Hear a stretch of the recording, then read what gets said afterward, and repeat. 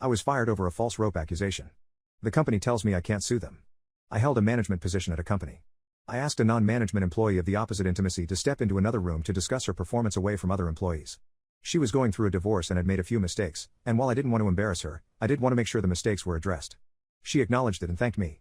An hour later I was escorted from my office by security and was informed by my boss that an intimate harassment complaint had been made and proper protocol was to suspend me. I asked what it was and was told, "We need to investigate." I can't disclose that. He assured me that it shouldn't take long and if I wasn't guilty of anything, I'd be paid for the time out. I again asked what the accusation was and was told that as there was an ongoing investigation I was not permitted to know, but if they had questions, I would be contacted. I wasn't happy, but knowing that I didn't do anything wrong, I left the building. Later that night, I received a notification on my phone that my email password was incorrect. After 2 days, I called my boss asking for an update and was told he was not available but I would hear something soon. I began calling daily and received the same response. Finally I received a letter in the mail informing me that I was terminated for exposing myself and requesting intimate favors from an employee, as well as attempting to rope her in the office. The employee listed was the young lady I had pulled into the side room. I immediately called up my boss and was told, he is unavailable, and said to say the matter is closed. My buddy, the IT guy, messaged me on Facebook asking what happened as he'd been told to deactivate my accounts. When I told him the whole story, he replied, "You took her into that room. Dude, there's a security camera in there. We keep some important stuff in there, so we always have the camera on." Sure enough, he pulls the footage and there I am, holding a pile of papers, pointing to them, and keeping my pants on the whole time, not approaching her and certainly not trying to rope her. I left a message for my boss that the alleged incident occurred in a room with surveillance and that I would be contacting an attorney and subpoenaing the video record. I received a call back 15 minutes later asking me to please participate in a phone conference with him and HR. The conference went as expected. They didn't realize it had occurred in a room with surveillance. They have a zero-tolerance policy that they have to enforce. You can't be too careful in this day and age. They regret that this didn't come to light sooner. They've already replaced me, and as it wouldn't be fair to terminate my replacement as she's done nothing wrong, they don't have a job to offer me back. However, as a gesture of goodwill, they're going to pay me through my suspension, change my file so it reads that I voluntarily resigned, and provide me with a good reference. I replied that wasn't acceptable. They made a false accusation against me, withheld vital information that I could have easily refuted, refused to take my calls, and completely failed in their own investigation by not checking video footage that would have immediately exonerated me. They asked what I thought would be fair. I told them they could immediately terminate the employee who made the accusation and either give me my job back or pay me out 1 year's salary in addition to what was offered. My boss said that he could not discuss another employee with me, and that neither of those options are feasible. The only options I have are what he already offered. I replied that the options I gave are the only way I'm not going to sue the company along with the employee. My boss replied that I signed an agreement when I was first hired saying I would take all disputes through arbitration and that I waived my right to sue the company.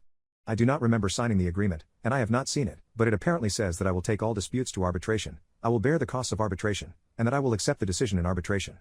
He stated that I will not fare any better in arbitration than he's already offered and I'll be out the money to cover the arbitration. I feel like I'm being bullied here, and don't think he would have scheduled a phone conference with such immediacy if he didn't think the company was vulnerable to a lawsuit. I'm waiting on a callback from a few employment attorneys. I was fired over a false rope accusation. The company tells me I can't sue them.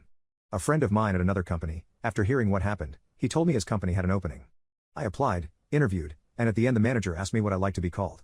2 days later I got a call saying they'd gone with another candidate.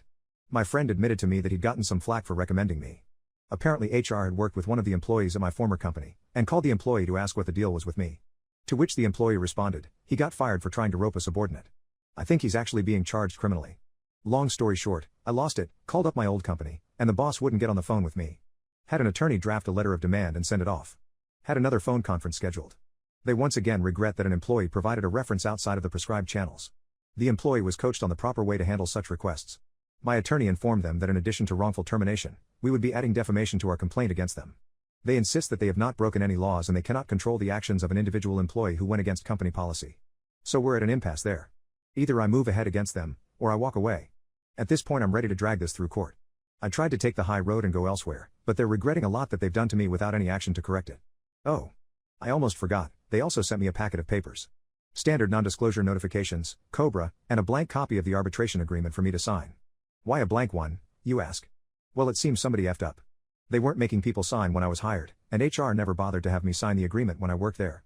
I of course have signed nothing that they sent me, including that agreement. I considered allowing arbitration if they pay the costs and I have approval over who is selected, but my attorney has advised not to do that. I wish I had better news to report.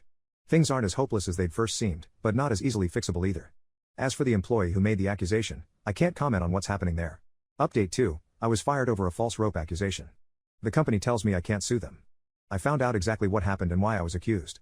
I pulled one of my subordinates, Deborah, into another room to discuss a few mistakes she made, but did not discipline her further. After this, she went to Joyce, one of the managers above me but not in my direct line of report. Equal to my boss in terms of reporting structure. When Joyce heard that I had taken Deborah into another room without any witnesses, she said to her that it was unprofessional. Apparently her exact words were, you could accuse him of being inappropriate with you, and I would have no choice but to believe you. This was repeated several times, with a strong emphasis on no choice. Joyce then asked Deborah if I had been inappropriate with her, saying, "It will only happen again if you don't speak up now. If you do now, we can take action."